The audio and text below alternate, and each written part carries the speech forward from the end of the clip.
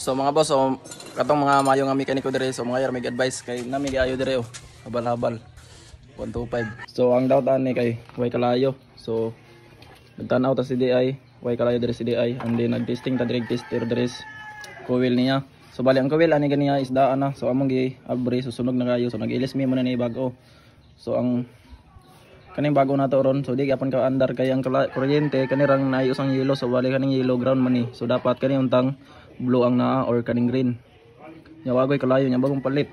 So unsa dagay mayong buhaton nani. Diyan pod di po dagay daot ning kuan ani coil. Nga bago kayo, di ba Buronsoy? O the owner. Di ba Buronsoy sa? Sa may istorya ni nga bagong palit.